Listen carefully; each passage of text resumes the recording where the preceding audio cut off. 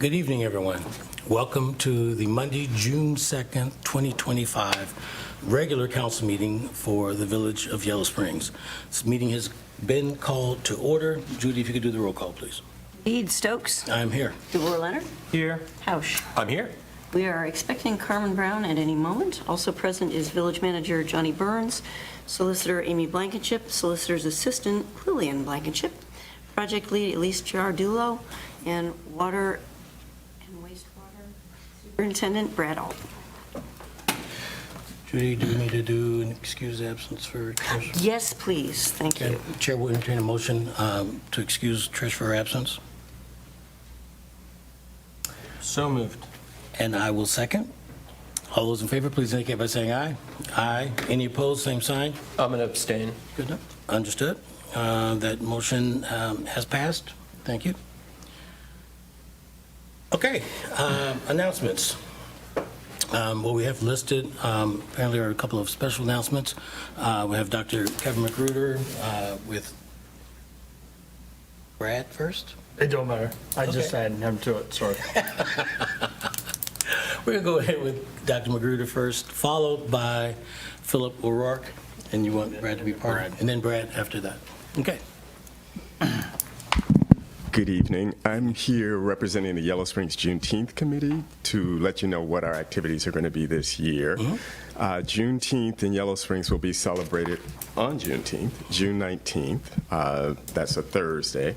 And this year we'll be working in collaboration with Antioch College because Antioch College will be commemorating the 60th anniversary of Martin Luther King giving the Antioch commencement speech on June 19th of 1965. Oh. And so the events will kind of weave those two things together.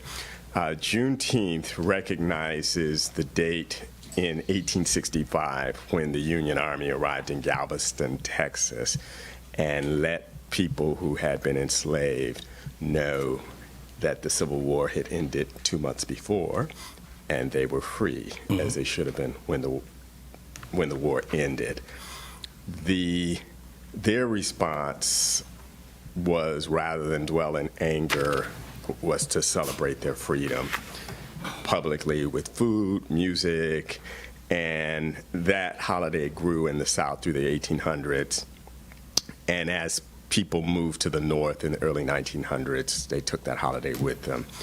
And it died out by mid-20th century, and then in the 70s was revived during the time when African Americans were really looking at their cultural roots. And so we've been celebrating Juneteenth in Yellow Springs for probably over 10 years, and when it became a federal holiday, we began doing it as a community-wide event. And so this year, we will start at 1 o'clock at the Coretta Scott King Center with a historic walk. You may know that the 365 Project has a walking tour program in which we train middle school and high school students to be tour guides. And so they will lead a tour that will focus on sites in the city, in the village, that are connected with Martin Luther King and with Coretta Scott King. And that'll be from 1 to 2, beginning at the Coretta Scott King Center. They'll return there. And then at 2 o'clock, from 2 to 5, on the Antioch Horseshoe, the lawn adjacent to Livermore, there'll be a Peace and Justice Community Day with vendors, music, open mic,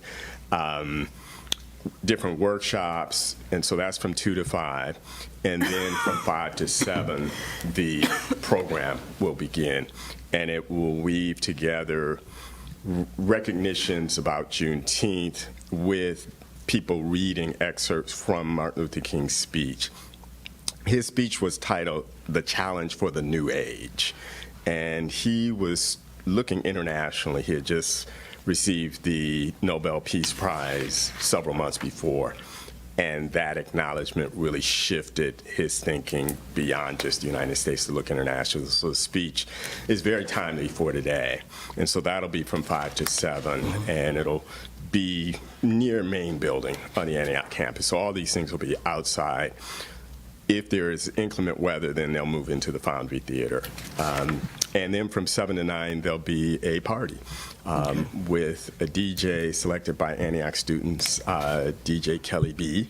And so from 1 to 9, we'll have a lot of activities all at Antioch College. And if you have questions, you can email the 365 Project ys@gmail.com. And we'll have posters around the village this week then. Thank you. Great. Thank you, Kevin. Yeah, Kevin, I also wanted to thank you for your and the committee's work.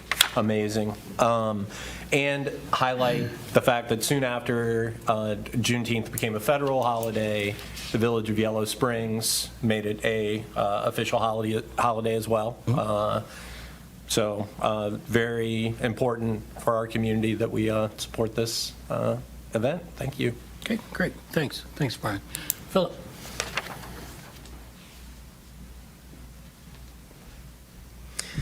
Hello, and thank you for having me. On behalf of the Chamber, I am super excited to share some news and some updates with you. As you may have seen throughout the village, there has been an update to the wayfinding signs, and I'm so excited about it because what this means is there is more access and more visibility to what is happening in the village, as well as what is happening particularly in our vibrant downtown. No longer will there be individual businesses listed on the wayfinding signage because, number one, it helps to give voice to a lot more businesses, and number two, the upkeep is a bit much when it comes to the seasoning in and out of different businesses.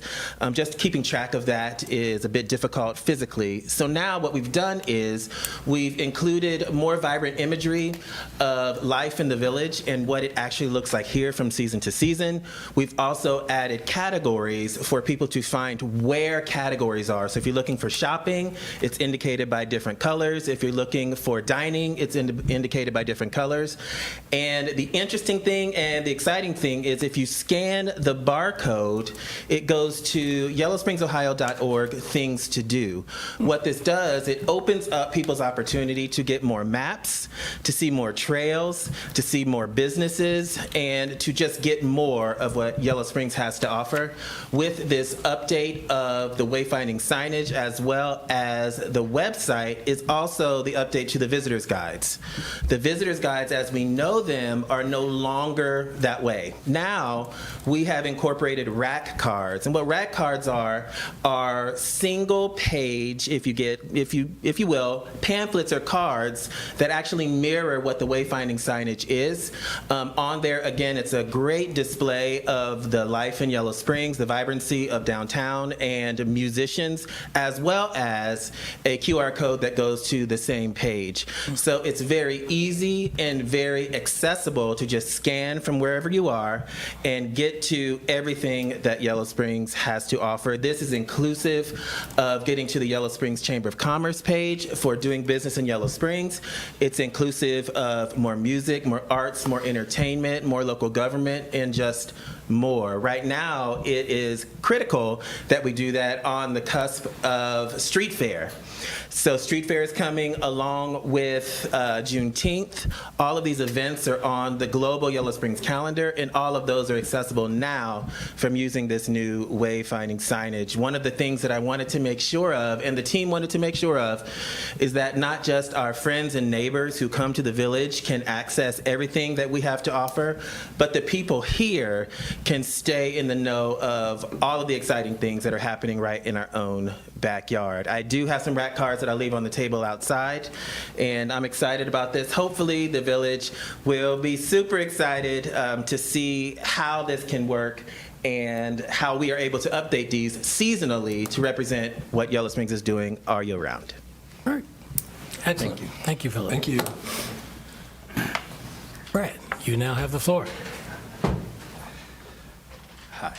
As you already might have heard, Yellow Springs was awarded the best tasting water in rural Ohio for 2025. This is the second time we've won the award, so I just wanted to present the trophy tonight. Yeah. I wanted to give a shout out to the whole water department for Yellow Springs. It's a team effort. Oh,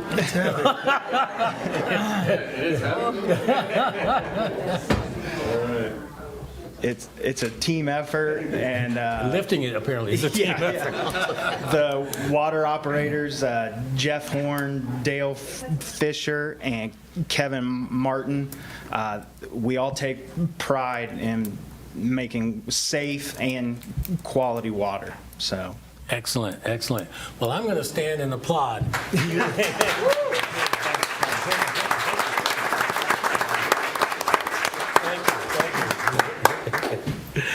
Excellent.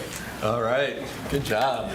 So that'll be safe there, or are we moving? I'm gonna put it on the trophy case. Okay. There you go. Good. And 2025 is already on there, so Nice. cool. Thanks, Brad. Excellent, excellent. We're okay with the chairs getting close to the door right here? There's some right here if they wanted to sit over there.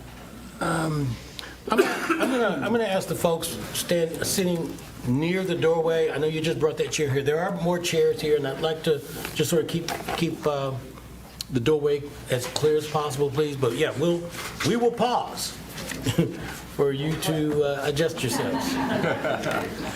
Okay, I've got a few more things to add. If Great. So I was lucky to be able to go to the Tecumseh Land Trust 35th annual gathering, and that was at Birch House, which was really, really nice. Yeah. So amazing that they've been thriving and doing so much for those 35 years. Mm-hmm. We were reminded that this year is the 10-year anniversary of putting the easement on Glen Helen and tying that all up. So that was really exciting to hear. Also wanted to remind council that with Yellow Springs Pride coming up, we're always invited, as April mentioned, to be part of the parade or the resolution and reading that. And Judy, I assume we'll have that on the Yep. agenda? Yep. Saturday's celebration of Denny Powell was very powerful and very well done. Kevin, thanks for representing the village. I think you really did a good job there. Thank you. One of the things that I learned, because everyone was very authentic in their comments, was the acronym PETA. So there was discussions about, Denny was great, but he could be a pain in the... Yep. And the other thing I wanted to mention or to add to the comments was I know that Johnny and Superintendent Holden and Denny would often meet to talk about how the organizations could work together. So there was a collaborative spirit there that I wanted to recognize. Great. Excellent. Excellent. That's awesome. Thank you, Brian. I had a call to Rita, who collects our local income tax, and this had come up before Wayne Goulden came, and he mentioned getting some fines that I think were not hard to take care of. So I got a notice that I had fines, and I wanted to share that, I called up and I was heated and I was ready to, say I'm not paying this. And the woman's like, would you like me to take care of that? And I was like, yes, thank you. Very nice interaction. I think they're really professional. Shout out to the 2025 Yellow Springs High School grads. There have been a lot of grad parties recently, and that's been fun to see them enjoying things. And last thing I wanted to mention is there was an event that was highlighting the YS Equity Initiative, and recently the Foundry Theater had all the pictures and writing from the folks that have benefited from that program. I stopped by because I wasn't in town when they had the event. Really amazing, and I believe Gina Marie will be following up with a report out for us or an update about some of the feedback that was received. Okay. Okay. Thanks. And good luck, Amy Wamsley, or Wamsley, depending, or Wamsley, they were saying on Wiso, but I think it's Wamsley. It's Wamsley. So she's about to jump in the English Channel. Oh, yeah. All right. Well, actually swimming. Yes. She's got to jump in first, right? Yay, she jumped in. All right, thanks. All right, thank you, Brian. Any other announcements that have not already been shared?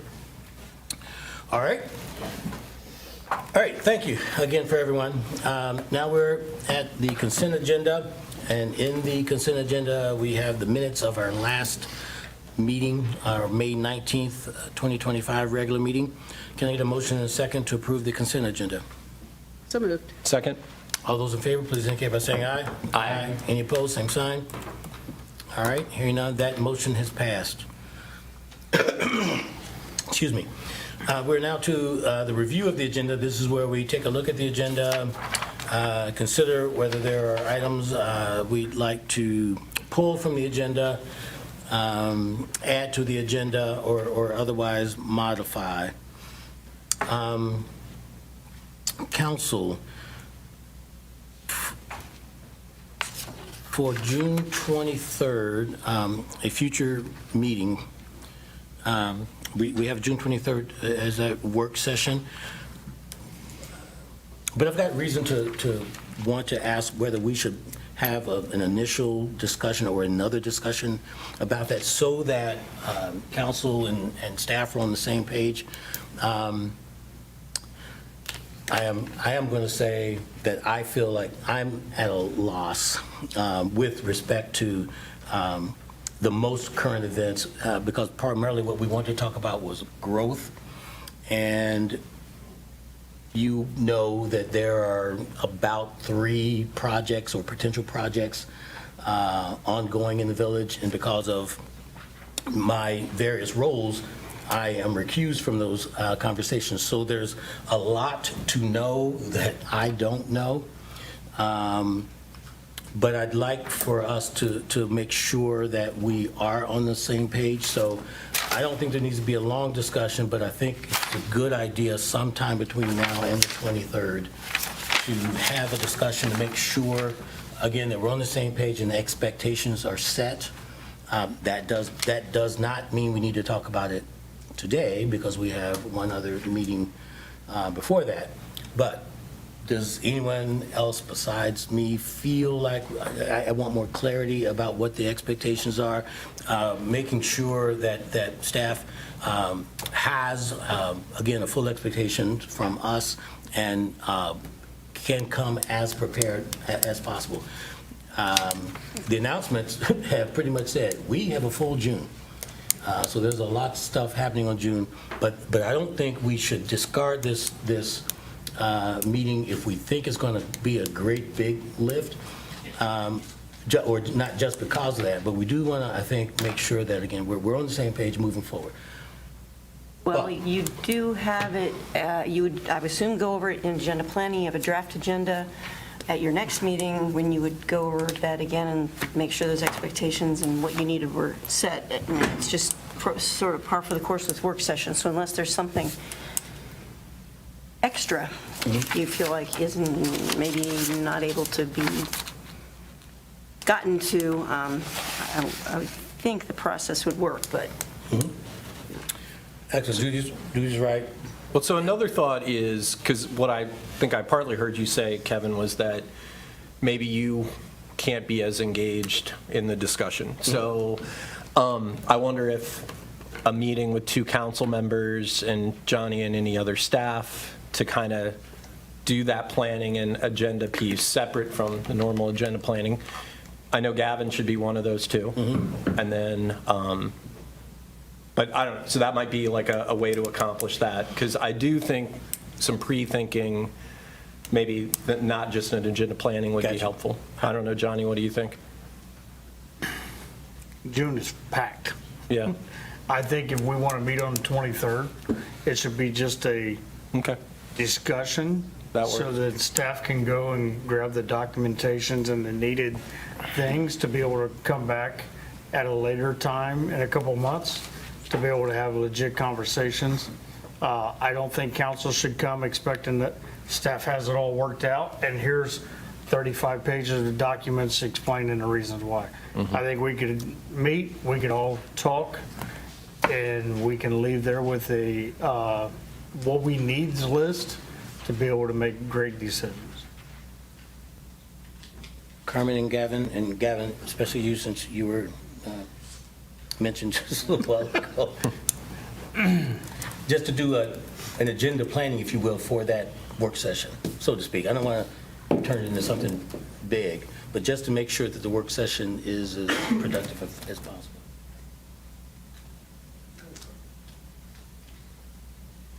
I tend to agree with Johnny. I think it's important that we have a preliminary discussion so that we can get something together more concrete than just having a meeting to have a meeting. And we can do that at that meeting with the expectation that staff will have time to compile the documentation that we need to be able to make the decisions that we need to make. Brian, I like that idea. Gavin, I'm sorry, go ahead if you have more to say. Well, I mean, either we should talk some to get, so that you have the chance to be ready to have things by then, or we should do this and have more of a conversation and then follow up. I think the only question is just like, how does this interrelate to some of the other decisions and dynamics? So if we're, just what is the full sort of scope of the discussion and timeline? But the idea of having an open discussion to get started, I'm game for that. With Brian's suggestion of two council people getting together and planning the work session, we have two members, and Gavin, I'm not going to presume it's you, but again, you have been invoked. I think staff can plan the work session as a discussion. You know, we got key points. I think staff can handle it versus council. Okay. If you feel like it's workable, I think what I'm hearing now is what I wanted to hear is that concern has been expressed. A couple of ideas about how to accomplish that have been considered. Staff understands the concern. Staff should be getting from council, we don't expect you to have world hunger solved by the 23rd. And we don't anticipate walking out of the work session having, all of our issues resolved. But I think it's a good first step in probably a series of other work sessions that will follow to help nail down all of the options for growth and all of the methods by which we could facilitate. So can I work with Brian and Gavin on putting an agenda together, working with staff, so that we're sure council's stuff's getting on there, and we're sure staff stuff's getting on there, and that staff is able to respond to what council needs, and there isn't anything there that staff don't feel ready to deal with. And this is kind of what we do with agendas. But if it can be Brian and Gavin, then Gavin, you've been the driver on this one, and Brian, you're kind of an agenda guy. So. Somebody's got to drive. That shows how much we respect your opinion on Well, things. you've been, consistently bringing up that we should have this discussion, and so, and I think it's very timely. So that sounds good to me. Okay, so Judy, Gavin, Brian, get together with staff, make it happen, please. Thank you very much. Yeah. What I was hearing is that staff would throw out an idea. So the idea that Brian and I would look, okay, sure, but I think you're saying that you can come up with an agenda and share it, and then we would look at it after that. So the degree of our engagement is just looking over what you've got and seeing if we have any input, but we're expecting you to lead it. Is that what you're expecting? Okay. Sound okay to you? Sounds great. All right, excellent. Thank you all for the discussion. Thank you for that landing place. That is the only consideration I had for review of the agenda. Is there anything else that anyone else was considering? All right, hearing none, we will press on with the agenda as published. I'm just going to ask you, Gab, if you go ahead and just read petitions, communications. Can we approve the minutes? Oh. Did we not? Did we? I did not. Nope. Well, we did How did we something with get the to consent review? agenda. Yeah, how did we get to review of agenda? We voted on a consent agenda, I thought. You voted to excuse. Just for the record. Did you? You did, I guess. Did you? Yeah. Okay. Well, are we all comfortable that I felt like we did. Yeah. We did. I can do it again. Well, It there's doesn't come. video. I'll find It it. doesn't do anything. That we voted for the minutes for last meeting, right? No? Yep.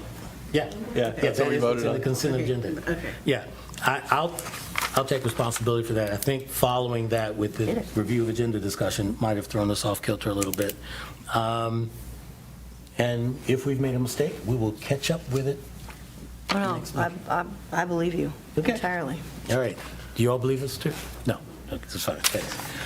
All right, so that was review the agenda, and now we're to petitions and communications. So Gavin, if you could, please. Okay, the clerk will receive and file Philip O'Rourke regarding the chamber wayfinding signage, Joan Northway regarding the objection to Short Street closure. Then I think all of the following people on related to the annexation concerns, Matt and Julie Jones, Leslie Singstock, Monica and Rob Hole, Emma Robinow and Jacob Schmidt, Pat Robinow, Cami Berkey, and Steve Shaw. And apologies if I messed up how to pronounce your name. That's just, I just don't always know how to say it. That's it. Not a problem. And for those who might have been listening out for their names, we did receive some other emails that were too late to make it into the packet, but they will be in the packet for the next meeting. So feel free to be on the lookout for those. Alrighty, as we go into public hearings and legislation, I see that there is one second reading. So I will entertain a motion and a second to be able to read that piece of legislation by title only. So moved. Second? All in favor, please indicate by saying aye. Aye. Any opposed, same sign. All right, hearing none. Judy, if you could, by title only, read ordinance 2025-08. This is repealing and replacing Chapter 220 of the Yellow Springs Code of Ordinances to permit remote meeting format for council meetings under specific circumstances. May I get a motion and a second to discuss? So moved. Second? Amy? Lillian's mom? That's right. My most important role. Yes. All right, good evening. We are revisiting this on second reading. You'll recall that in your last packet, the strike-throughs and bolded language didn't get caught, so you were unable to see what the changes were. Now you can see it with all of the changes.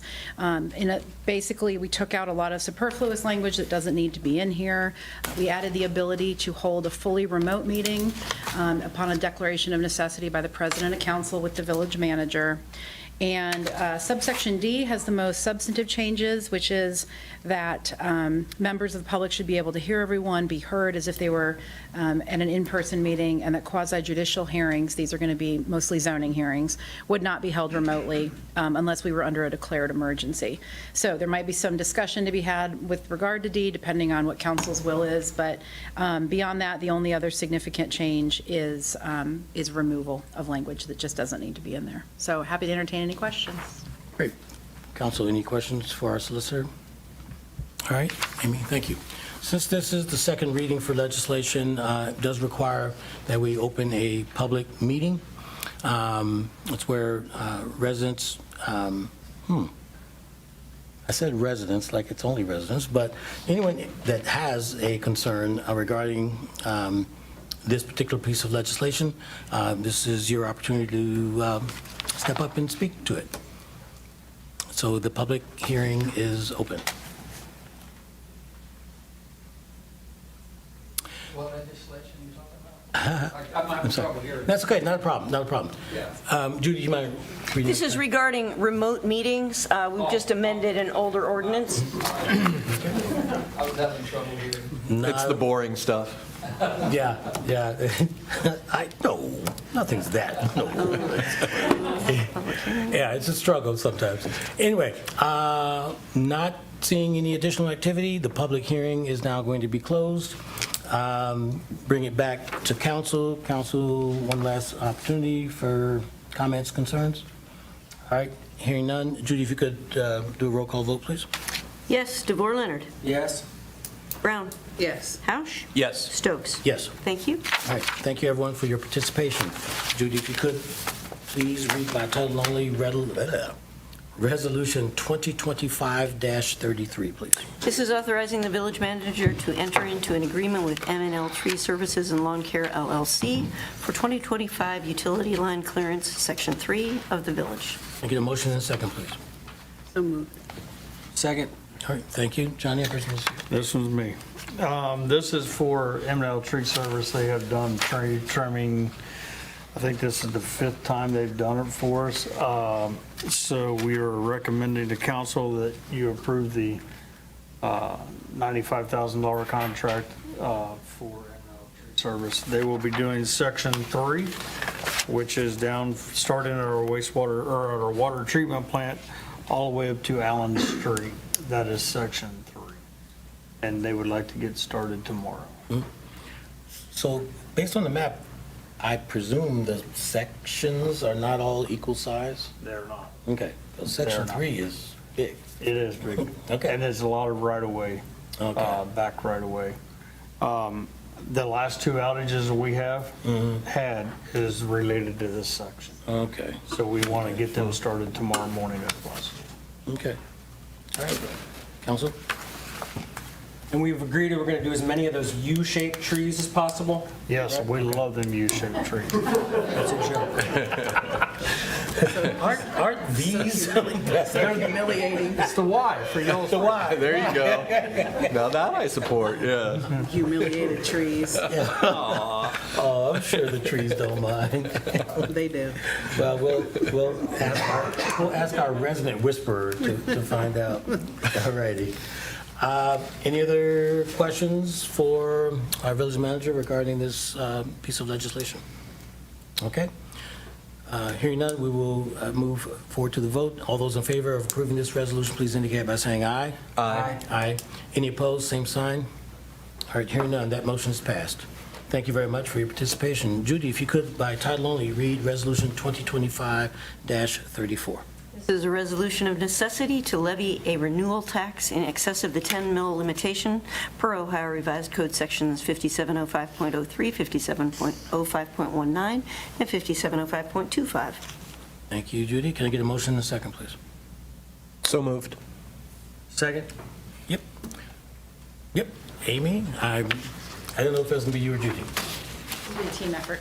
All right, this is the first step of getting your general operating levy on the November ballot.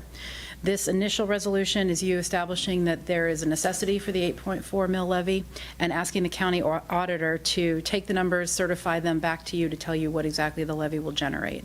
And then you'll have another piece of legislation at the Next meeting, at the yeah. next meeting, which will be the resolution that puts the levy language to the Board of Elections to place it onto the November ballot. Yep. So all of that information has to be to the Board of Elections by early August to make the November ballot, so we get a start early, just in case there's any issues. But yeah, you should be well ahead of the curve on that. Okay.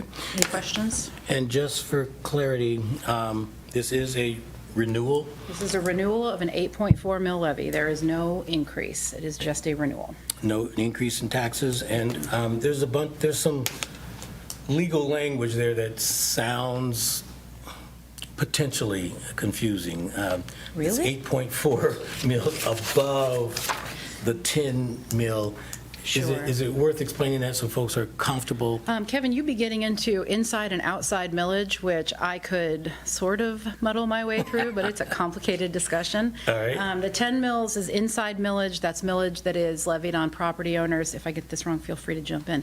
On property owners, it's not voted upon. Outside millage is voted upon levies where the voters have a chance to say, yes, I approve this, and it's additional money above the 10 mils that they will be paying for that particular purpose. Right. And then county budget commissions take that 10 mil inside millage, they split that between school districts, townships, municipalities. Right. But this levy would be just the village's levy of Okay. 8.4 mils. All right. Key word being renewal. Renewal. And Judy, is this the 5th renewal? It started in 2006, so count back by 5. It's about right, yeah, because that would, every 5 years? Yep. Okay. Okay. All right. Any other council members, any comments? All right, hearing none. Judy, let's go ahead and do a voice vote, please. Actually, yeah, you are correct, because we need a 2/3 majority. Thank you so much. DeVore Leonard. Yes? Brown. Yes. Hausch. Yes. Stokes. Yes. Thank you. Thank you, everyone, for your participation. We're now at the portion of the agenda that we refer to as citizen concerns. It's where anyone in the village, you don't have to be a resident, but anyone in our region that's here wanting to express thoughts on practically anything.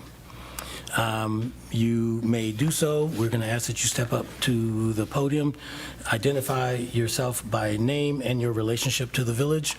There is a clock over my left shoulder, excuse me, that's used to help you moderate your presentation. We want to, excuse me, ask that you keep those comments within a 3-minute period. Obviously, if you are in the middle of your last sentence when the buzzer goes off, feel free to finish that thought. Council, excuse me, council is not obligated and typically does not respond to citizen concerns. They're typically not the kind of issues that we would want to get into a long discussion, especially if we're not aware of your concerns, so we wouldn't be prepared to discuss it, but typically just regarding our standard rules of engagement, if you would, we do not respond, so you should not anticipate a response. You've seen responses during citizen concerns, and I'll speak for myself, not any other chair, but whenever I felt that there was a need for some clarity, or maybe a balanced piece of information to go along with what we've heard already. I have led some discussions, but that is not typical, and we should not expect it. So, does anyone have citizen concerns? Just I see a hand. I think Actually, Kevin, I was supposed to let you know that Jimmy Kingsolver was here 30 minutes before the meeting, so. There we go. Yeah. First place is all yours. Are we allowed to present any evidence Judy. to the council? If you've got something to hand out, that's fine. Okay, all right.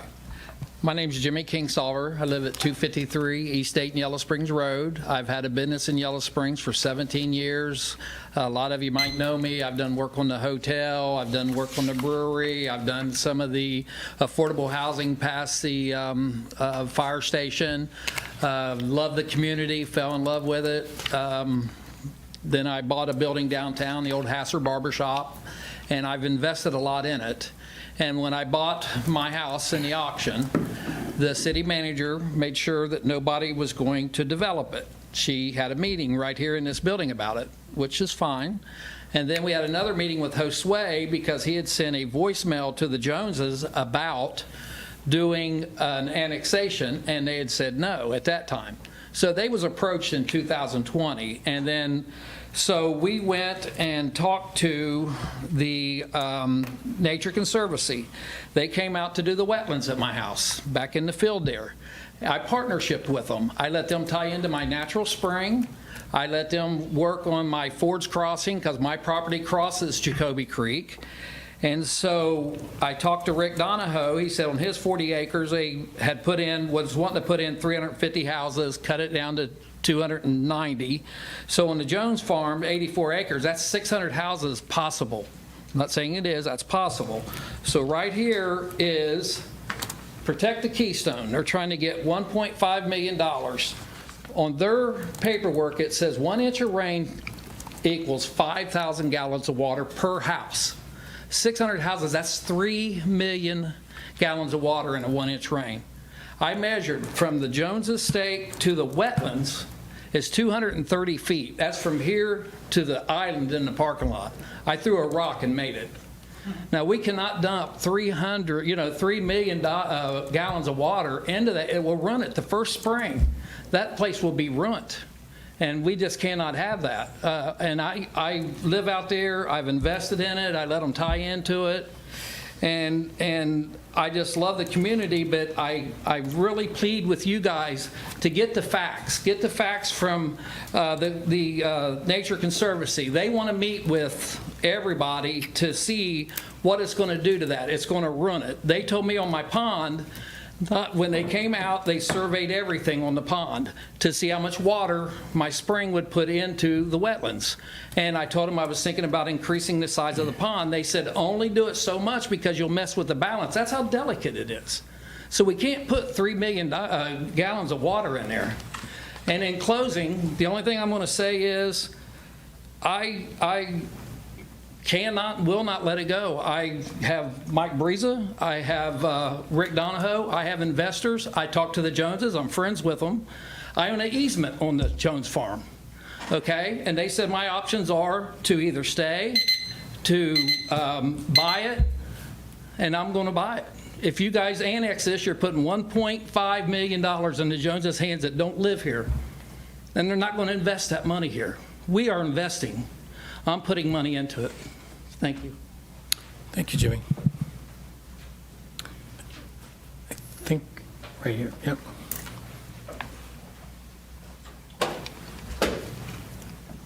This is a nice follow-up to this. Okay.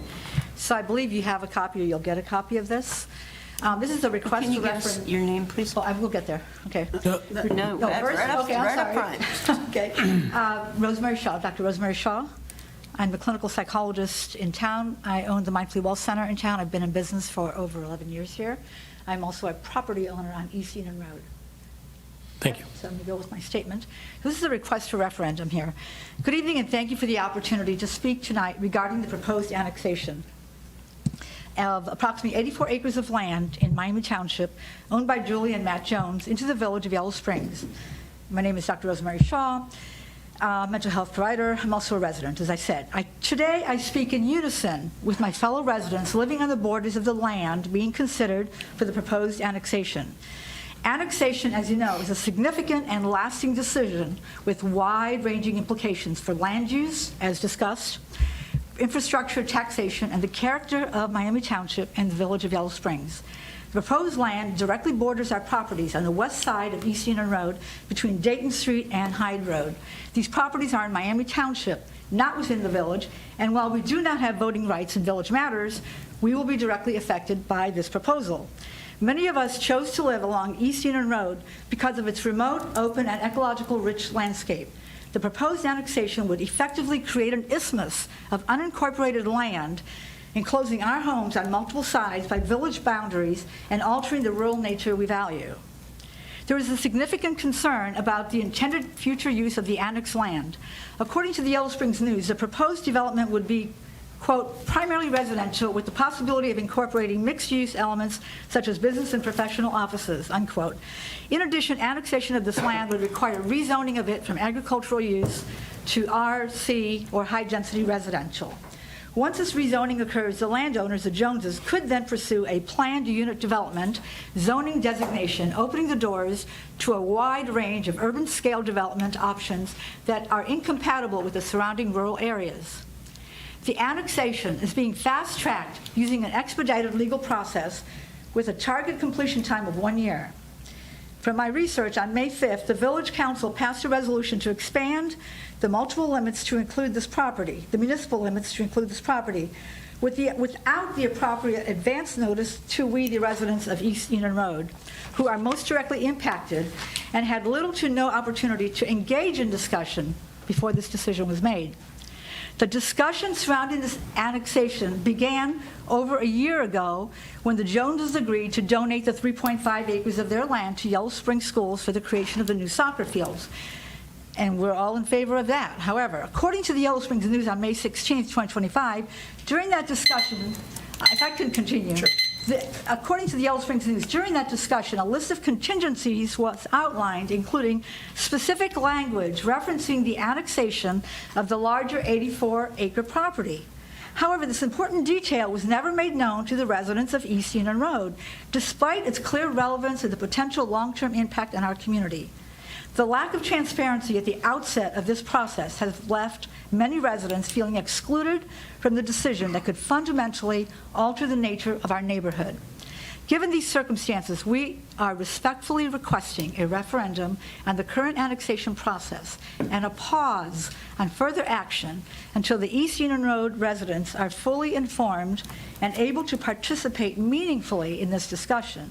This process demands transparency, community engagement, and accountability, especially when it threatens the quality of life, property values, and rural identity of an entire neighborhood. I just learned a few minutes ago that collectively we own more property at a very much higher rate of land value than the land in discussion. We ask the village and the township leaders to ensure all voices are heard before any permanent decisions are made. Thank you for your time and thoughtful consideration. And I want to follow up by saying that we are having a meeting of the neighborhood this week, I believe Thursday, someone tells me, and I believe there's going to be legal representation. Thank you for your time. Thank you. Oh, here it is. These are the signatures that we could obtain before today of all of the residents that live on our street, and then some adjoining residents. And by next week, we'll have all of the residents signed. They just couldn't be here today. Okay. All right? Thank you. Thank you for your input. Yes.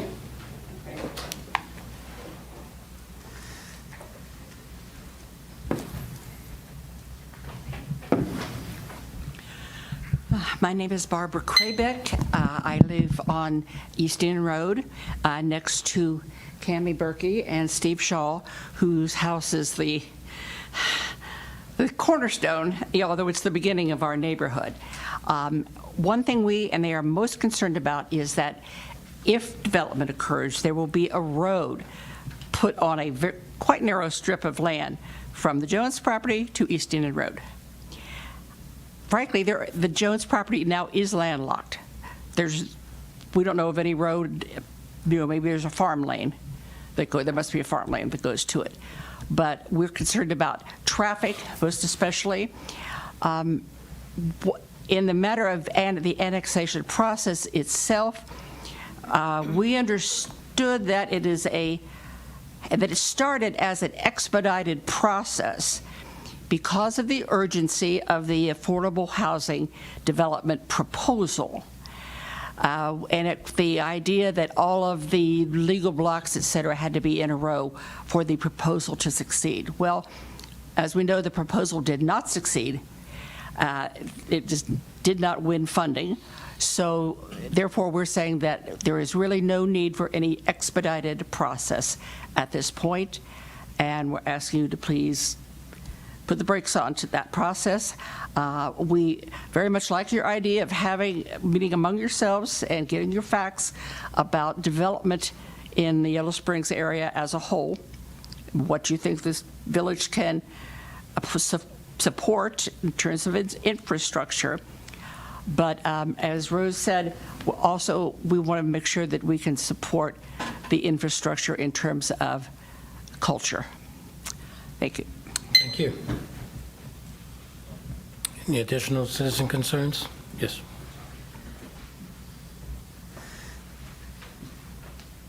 Council President, I'm Gregory Lind, 3698 Huston Road. I am with these concerned citizens about the annexation project that has been proposed. I moved here from Columbus, Ohio to buy 28 acres on the Aronon's, or however you pronounce his last name, auction. I've put wetlands on that property. I have mature forest. The rain runoff, as stated by Mr. Kingsolver, is a real threat to my land also. But I want to step back here for a second and say, in the broad picture, you folks are going to be talking about the growth of Yellow Springs. What does growth mean? Does growth mean that we're just going to destroy farmland?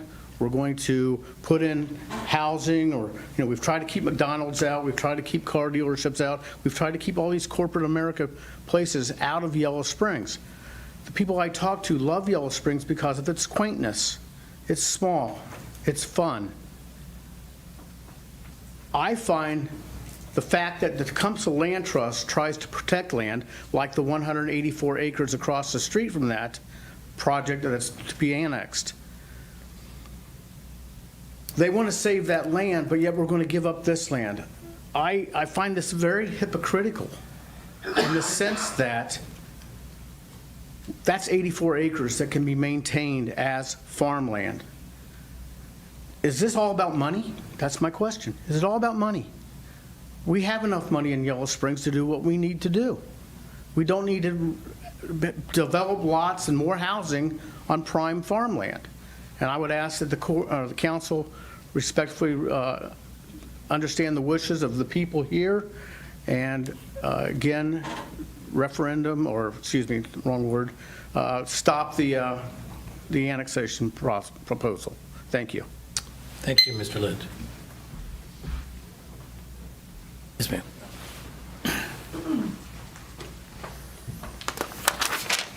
Hi there. I'm Cammie Berkey, Steve Shaw, my husband, and we live on East Enon Road. We're as Barbara said, the first house coming into the neighborhood. We've got first place spot of watching the school get built, which we are happy that that's happening and kind of hoping that ends soon because it's very loud. But anyhow, we are less than happy about the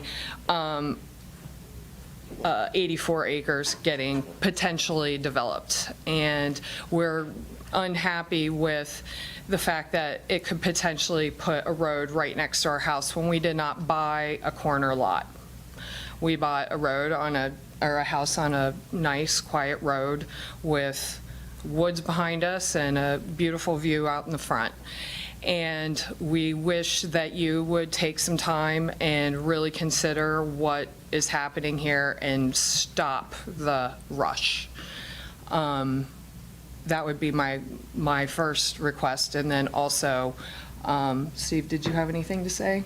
I just can't see a road is the only access into that 84 acres when the new school road is going to be right next to it. That is impossible. There's no way. People come. And nobody else is going to give them any roads around in there, so. Yeah, the people, I mean, we're right where the road goes 40 miles an hour to 25, and people do not slow down. They are flying through there, and I'm really worried about a kid. We don't have sidewalks, so people are walking on the road. And that's another concern, outside of the fact that we all are on wells. We are not tapped into the community. We chose that, the public utilities. It is a concern, and we wish that you would please take your time and stop. Thank you. Thank you.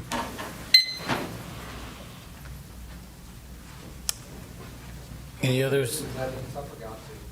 Yeah, come on up. I don't want anybody to think that I'm making numbers up. Yeah. This is something from the Council Land Trust on their website. Okay. Thank you, Jimmy. Yes, sir. My name is Mike Breza. I live on 3795 East Enon Road.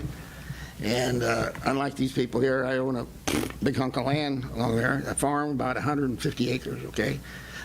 I have the entire southern border of Julie's property, okay? It's about 2,000 feet. I own that, okay? And I own the property right next to Mr. Shaw's place over here. And I don't know if that's not true. These two doctors, Chris and these guys. And there's the concern there, of course, is access. Julie, she's really conscientious about this whole business. So I did have a couple meetings with her, and she did put forth a proposal of offering me some money for putting an access, the second access we're talking about. Mm-hmm. And I turned it down. I don't need the money. And for that use anyway. Besides that would greatly inconvenience these guys there. So anyway, but another thing I'd bring up is somewhat related to this. I don't know if you read the history stuff on the Yellow Springs paper. 50 years ago, at this point, the council turned down a proposal. In fact, the design was there and everything 50 years ago for a village right next to those water towers, that acreage, right across the street from this group here. Mm-hmm. the front part of the house, the front part of the house would face that property at that time. They complained way back then, 50 years ago. This group here, now we're talking about the back side of the property. So we're seeing in 50-year separation in time, these people have been threatened with this building going on, and the council turned down this plan. 100%, 5-0 vote. I'm not telling you guys how to vote. I'm just telling you what went on back then. So it's kind of interesting to see this thing that goes around, essentially comes around. This case is coming around the back door. Okay. And there's a big problem here, too, because the village does dump an awful lot of water off the west side of the village down this ditch. This is really a ditch. I mean, you stand in that ditch and you can't see the top. It's a good 10 foot tall. And Johnny Burns over here has people come there and mow the ground and mow the grass that's in there. So and not only that, but the water did continue down to the creek. But someone put an access road over to this access path over to this 84 acres, and essentially created a dam. So the water comes down this ditch from Yellow Springs, headed west, and then it makes a sharp left-hand turn, and it goes off on the back part of this guy's properties. So essentially, they have a marsh. They have a marsh back there. So anyway, there's a number of things. I could rattle on forever on this thing. But anyway, it's something I don't vote for, and the council back 50 years ago didn't vote for it. So I recommend you guys kind of like think twice. I'm not telling you how to vote, but just give us some thought along those lines. Okay? Thank you. Thank you, Mr. President. Yes, ma'am.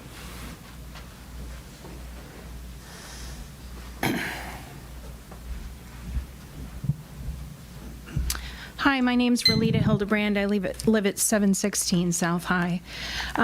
You probably remember me from talking about the Leidick project in the beginning, and I was extremely concerned about the integrity or lack thereof in the school board and how they went about securing the land next to the soccer field, being able to sell that. And then the Joneses property was offered up with a number of stipulations, this annexation being one of them. And my understanding was that the annexation would only occur if the property was needed because the Leidick property, the Leidick funds were approved for our development. And so I went back and I looked at the village council meeting in April, I think it was the 21st, when this was discussed initially. And Johnny, you know I have a lot of respect for you, but during that meeting, no one referred to this as the Joneses property. It was a property on East Enon Road. And it felt to me very underhanded. Like there was zero transparency, and that everybody here would have known if you had said the Joneses property and annexation, the correlation between and around what we were talking about. And yet, you, Kevin, said, I don't want to ask any questions. It was almost like you didn't want us to know that it was the Joneses property. And Johnny, you did not refer to it once as that. And again, so, you know, I defer to the people who live near the property, but I know we, as a community, have worked really, really hard to support Jacoby Creek and surrounds and Agraria. And I feel for the people who live in that area. For my part, I'm standing up here because, again, I just want to feel like I can trust you. And I still don't feel like I can trust you. Thank you. Thank you, Ms. Hildebrand. Any additional citizen concerns? Coming in hot. Patrick Lake, reside at 321 North Walnut Street. I'm actually here speaking for as a proxy for my mother, Inga Lake, who resides at 175 East 8 Yellow Springs Road. She wanted me to come in and give the message that, you know, any representation that she was aware of or supports the annexation is not accurate. We have a pretty significant portion of the Jacoby branch on my parents' property, and she's concerned about that and about the development or potential for development on that property. So she just wanted me to come in hot and give that message.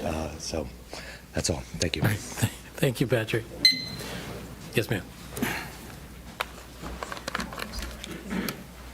Hi, I'm Lisa Crosswhite. I live on East Eden, right across from where they're building the high school, and by all these good people. I've lived here a long time. I just wanted to back you up with the trust part, because I received a copy of the letter that was first put out to the neighbors when this whole discussion started for the soccer fields. I put it on Facebook because I thought people should know. I was asked at a PM by the school board president to take it down because the owners did not want that information out yet. So after some thought, I finally did, because I didn't want to mess anything up. Then when this whole thing came about, my husband went to a meeting because I was ill. I posted on Facebook what he'd heard. I got a PM from Julie Jones asking me to take it down because it was incorrect. And I said no, because you have an opportunity to go on there and refute it if you care to.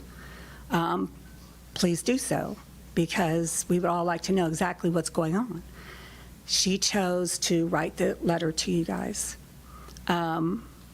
which I don't see as putting my mind at ease, because I think it's gaslighting. They obviously have a plan in place.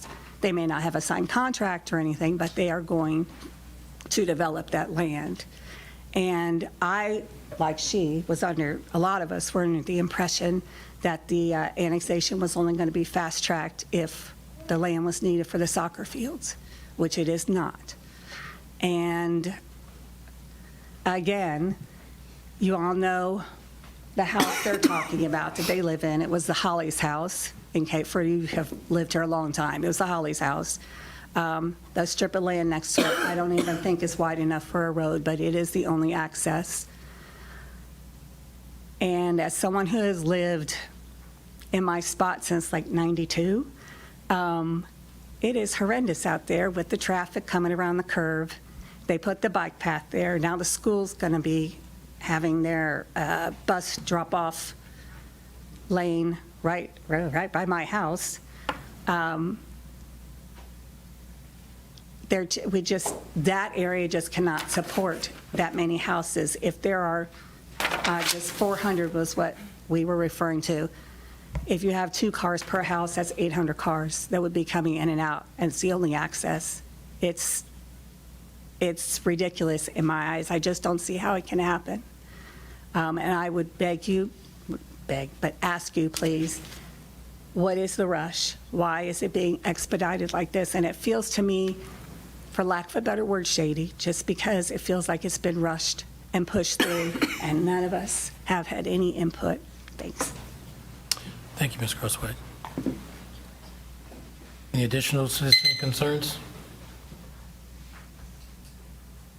All right, seeing no activity, we're going to you scratch your head and then bring me notes. All right. Thank you again, everyone, for your participation. So we're going to close citizen concerns at this juncture. You have been heard. Special reports. It's Elise. It's like Elise. Should we all hold up our phones that have the Wise Connect app on it already? Yep. This is good. Okay.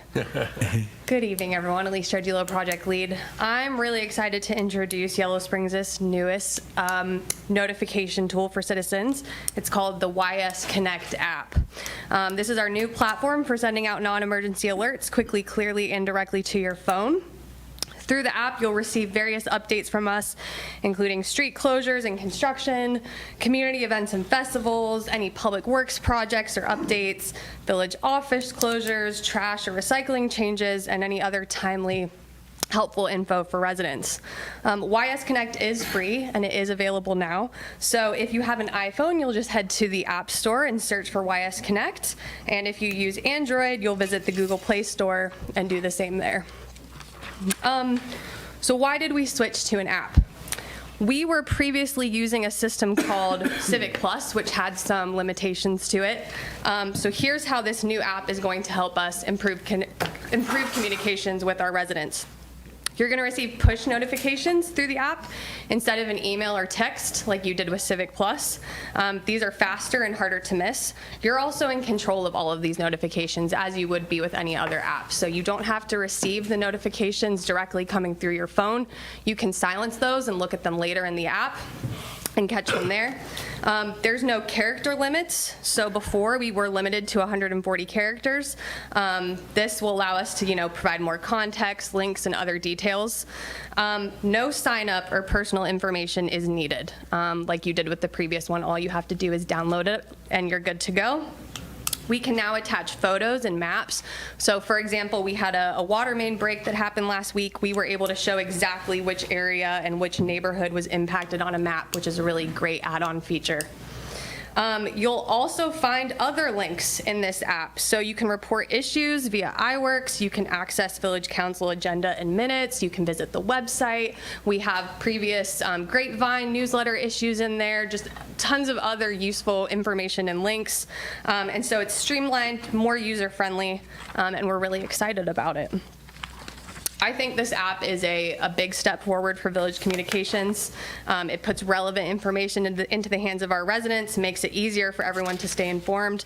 So I encourage everyone here tonight and everyone watching from home to download the YS Connect app, to tell your friends, your family, and your neighbors about it.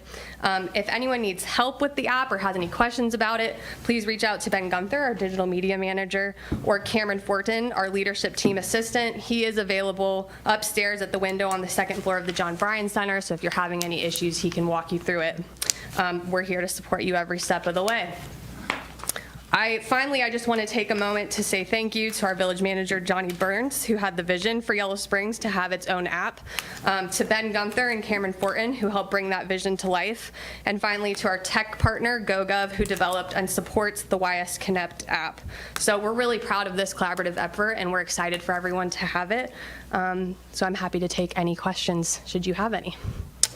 Well, I'm happy that I do have the app on my iPhone. So YS Community, I'm not going to hit it right now because I don't want to double dip in a meeting. But would I be able to go directly to this meeting? Yes. From that app? Yep. Okay. Yep. All right. There should be a community access button, and it'll take you right to our YouTube, and you'll see this happening now. Yep. Yep. Can I ask one question? Is the township people going to be on that too? Yes, yeah. Could you repeat the question? Township people. Okay. Is that what you use, 767? 767, yes. So anyone living in the township can download it as well. Yeah, it will be, specifically for village events, but absolutely, yep, anyone is free to download it. Power outages, for instance, Yep. locations. Correct. Yep, and event information. Yeah, tons of useful information for township residents as well. So actually, anyone in the world could download it. Anyone in the world could It's download in the it. App Store. Yes, it is on the So App I'm Store. sure Karen Wintrow already has it on her phone. So I had a question. So you don't have to sign up or register, but why I did and why would I? What's the difference between signing in and Yeah, no, that's a really good question. You will see when you download the app, sort of on the left-hand panel, you can create an account. That would just allow us to, it's for a feature that we don't plan to employ. So if we were a larger municipality, we could send notifications to certain neighborhoods or kind of separate out, but we just don't plan on deploying that feature, so no need to sign up with any personal information. Cool. Yep. All we can see is the amount of people that download, but we don't know who's downloaded it. Okay. Yep. Good. I'm pleased. I look forward to my first opportunity to actually use it. Yeah. Probably great. for an iWorks report. Okay. I'll just go home. I'm sure I'll find something that y'all can respond to. All right. Thank you. Any other questions, Council, for Elise? Actually, so can we add other links? Yep. Okay, because, I mean, I think it was really smart to add sustainable Yellow Springs, because that's got some things that I think we're going to continue to build out. I like the connection to iWorks and, another way to get there. Yeah. Okay, cool. Yep, we're unlimited. So yes, everyone please download the app. Thank you. Well, thank you, Elise. Download the app. And thank you to everyone that Elise thanked. We appreciate you all. All righty. The reason we all came is to hear the manager's report. So Johnny, you have the floor. So the LIHTC update is in there. We did not receive the award. Next steps, the new scoring methodology don't even come out until July. So right now we're in a holding pattern. We don't know what's going to be with the scoring methodology. So that's where we're at with that one. Meg Leatherman and myself, we went to Morris Bean. We did a big tour of their facility. Learned some history with that. They've been in business about 79 years, started on Corey Street. So we got to tour the facility from front to back, and they got a large facility, and it's pretty hot in the summertime in there. So it was great to be able to tour that. We went with some folks from Greene County as well. So. Gaunt Park Pool officially opened today at 11 o'clock. Good. Just in time for the warm weather. All right. So that's a big lift. It was a big lift, and street department, electric department, water department, Samantha and her team and Moody's stepped in and they did the pump in record time. If we would not have done it, it wouldn't have lasted till the middle of June. They don't even know how we got the numbers we got for the inspection. So it was actually worse than the first time we did it 3.5 years ago. So it looks like we're going to have to take it out about every other year now versus trying to get a 5-year stint on it. So it's pretty expensive. So I'm going to ask this question because you sent me a photo. The impeller? Yeah. Yes. Do we need to change either some chemicals or the way we use it? That is a combination of our pool system with DE powder and the chlorine. It just eats that up. So they do not make that part in stainless. That was another question we asked, and unless we switched complete systems, we're stuck to that. Okay. But for preventive maintenance, correct, we could do something like proposing every other year. Yes. Okay. Yes. All right. Thank you. So they got the pool open. She's actually probably open still right now, to be honest with you. In the midst of that, Lucky Bunny Tattoos, they reached out, asked how they could help, and they donated $1,000 towards the repair. They wanted to get it up and running. So at the meantime, same time the big pump went out, the little pump failed as well. So just that little pump was $700. So they donated the money, we put it in the bank, and we was able to help pay for some. Wow.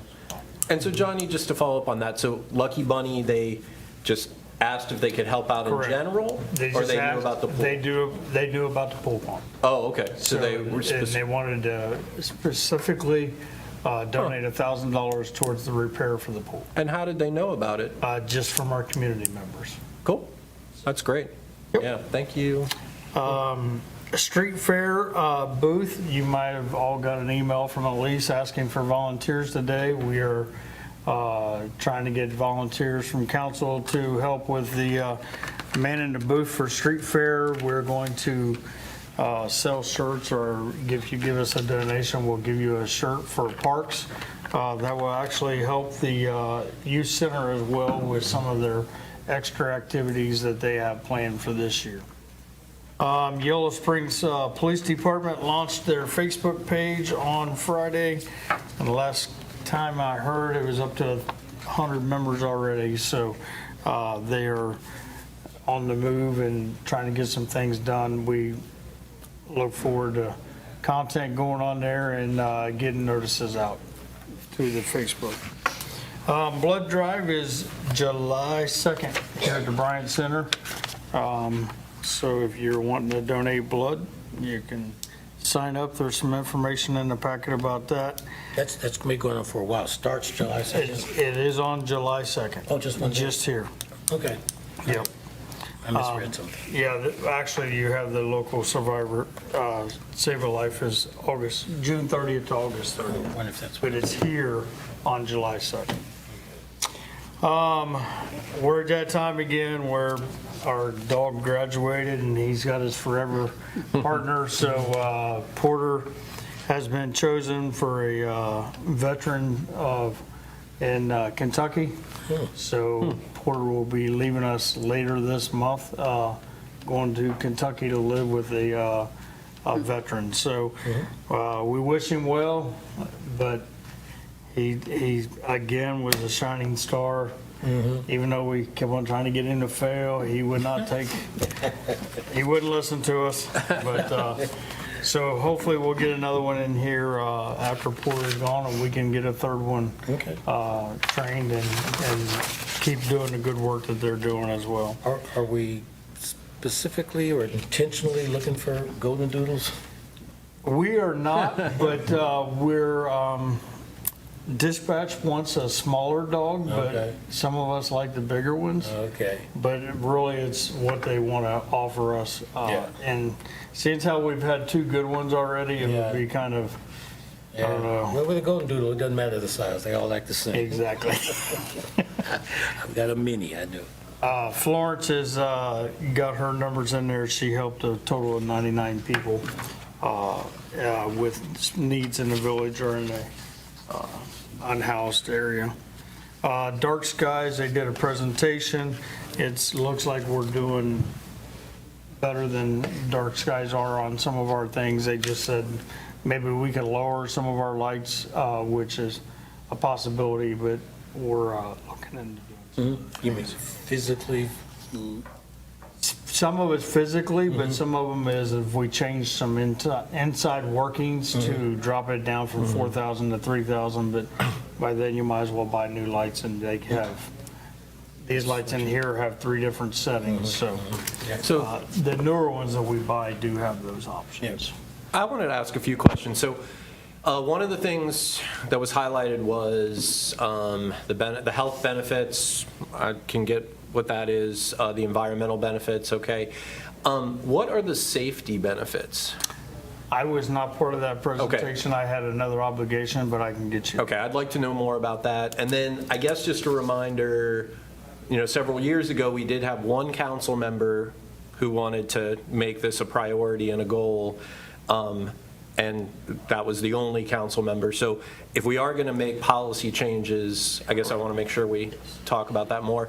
But specifically on going to 3,000 kilowatts, that would mean cost savings? It's not kilowatts. It's actually just a setting. It's a dimmer light. I got you. It's like cool white, bright white. It's the temperature. It's the temperature of the Gotcha. lumens. But so does that lead to cost savings or no? It does not. Because, and I'll just sort of say, we've got a lot of dark skies, and I love it, and people have chosen to live in certain places where, you can't really see at night.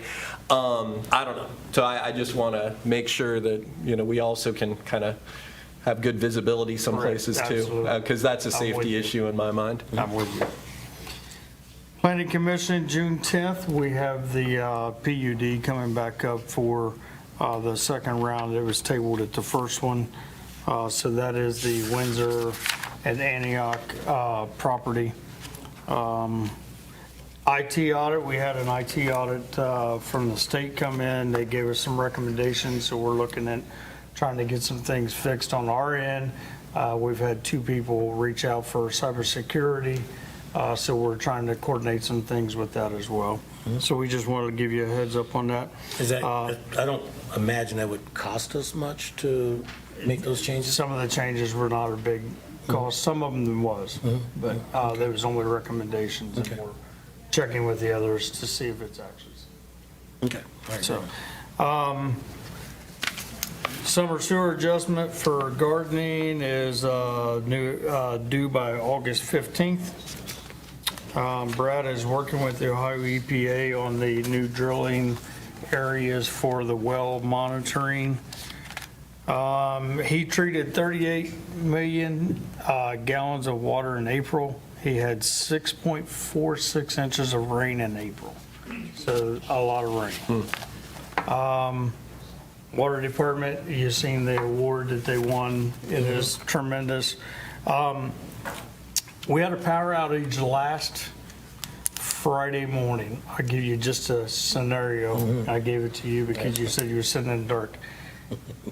And within 10 minutes, we was doing with a power outage, a water main break, a sewer backup, and a broken crane trying to put the pool pump in at the same time.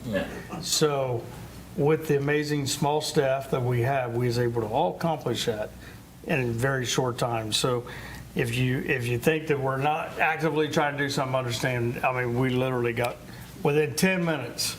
And I called one of them, I said, do you need me to do anything? They're like, nope, we got it. So I stayed dry. I'll admit that was quicker than I expected. And hopefully, now that we got the contract, they're going straight to where that happened. Yep. So, again, the team's just amazing. Juneteenth banners, they got them up in the midst of all the downpouring rain. Juneteenth street fair banners are up. The Northwood outages, that's the ones that I've been talking about. They're a property, they're a tree issue. So, water meter replacements, they're asking again, if you've got a water meter inside that's not been changed, before we start disconnecting, we're giving you every last chance that we possibly can. So, they are upfitting the golf cart right now, getting it ready for street fair. So we can kind of save on some cars driving around, and Chief is be able to get through the crowds a little bit easier. And we also don't have to rent a gator to be able to do so. So, and Samantha averaged about 20 people a day, or 20 youth at the center. So, and then they're finalizing the news stories for the next grapevine. Cool. Any questions for me? Always. I'm just trying to figure out which one question you got. Yeah. That's my trivia. There you go. Yeah. So yeah, sometimes you anticipate it. So I just because people are excited about the deer fencing at Corey Street, and I saw that it said that the deer fencing was completed. But actually, at Bill Duncan. Okay. Yeah, So all right, and so that's still ongoing for Corey Street. Okay. Just wanted to make sure it was still on the list.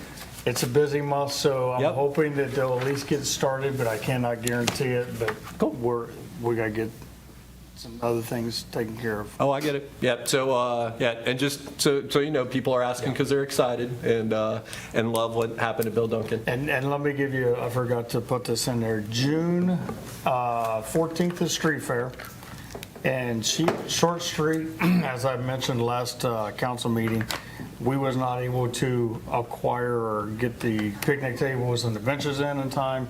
They are now in. Crews are building them as they have time.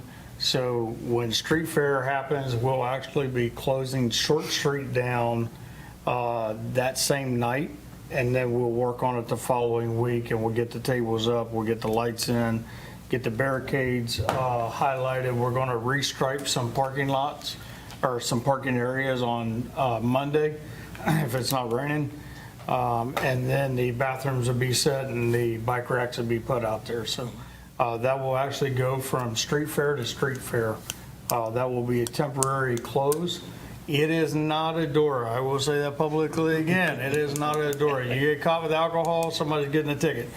So we will have that in there as well, that no alcohol permitted. That's been a couple of questions.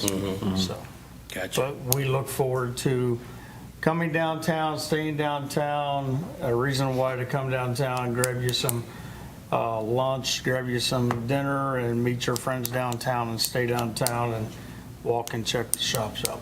Excellent. Excellent. Cool. Any other questions for the village manager? All right. Thank you, Johnny. We have no old business, but on new business, we do have a TLT request from Michelle Burns. Hi, thank you for having me here tonight. Michelle Burns, Executive Director of Tecumseh Land Trust. We've heard a lot about the Jacoby Creek and the need for protecting green space tonight, so I think I can keep my comments brief, but I want to say that, first of all, Tecumseh Land Trust really appreciates our partnership over many decades protecting land outside of the village.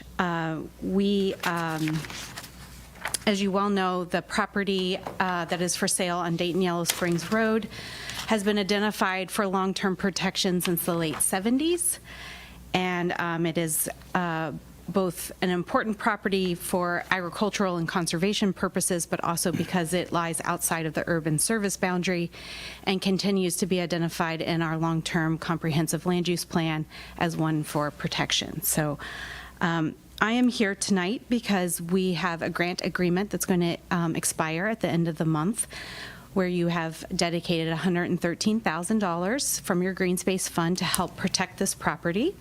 So I'm respectfully requesting that we extend that grant agreement for the following reasons. We have been working with landowners and farmers since late November when this property went for sale.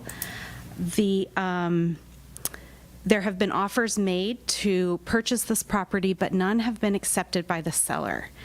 My understanding from the realtor who I spoke to a couple weeks ago is that this particular seller is not in a lot of hurry. He doesn't have a particular time frame. I think that there's been some uncertainty in the agricultural economy with the change in administration that has made some farmers uncertain about how to invest their money. So there's kind of been a lot going on, as we all know. But the good news is that I have been in contact with at least a dozen interested buyers. I am currently working with 2 very interested potential buyers who would like to make offers this summer. So that is why I'm requesting an extension at least through the end of the year to give these folks a chance to be able to negotiate a deal with the seller. Yep. Thank you. Any questions? I'd be happy to answer. Judy, would this action require a piece of legislation? Correct. So if you decide that you are of a favorable nature, then a resolution would come to the next meeting. Okay, great. Thank you.